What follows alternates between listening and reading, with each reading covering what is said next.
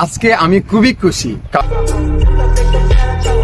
কারণ আমার খুব ফেভারিট এক নায়িকা তুফান সিনেমার অপার বাংলা নায়িকা মিমি চক্রবর্তীর উড়াদুরা গান এসেছে আজকে মাত্র 3 দিন হয়েছে। 3 দিনে 5 মিলিয়ন ভিউ। ও মাই গড ভাই, সেটা কি ভাবা যায়? 3 দিনের ভিতরে 5 মিলিয়ন ভিউ ক্রস করে ফেলেছে। মিমি চক্রবর্তীর এই ড্রেস আপ নিয়ে অনেকে করছে সমালোচনা, অনেকে করছে আলোচনা। তো আমি যেতে চাচ্ছি না সমালোচনা, কারণ মিমি চক্রবর্তীর ড্রেস আপ, লুকিং, স্টাইল সবকিছু আমার কাছে ভালো লেগেছে, এমনকি দুর্দান্ত লেগেছে।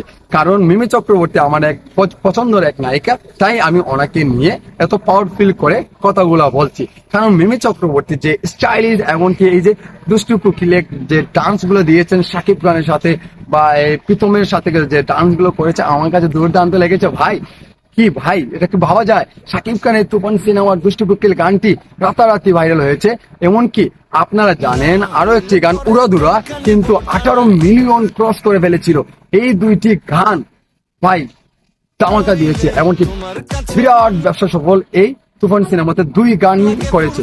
এমনকি শাকিব খানের আরো একটি গান রয়েছে, 3 নম্বর গানটি এখন পর্যন্ত আমরা দেখতে পারি নাই, বাট খুবই শীঘ্রই আমরা দেখতে পারবো। বা যারা সিনেমা হলে গিয়ে দেখেছো তারা তো দেখেছো, এমনকি যারা চাচ্ছ তারা অপেক্ষায় জাস্ট থাকতে হবে। আর 3-4 দিন অপেক্ষায় থাকেন, তাহলে আপনারা সেটাও দেখতে পারবেন। চমকের উপর চমক।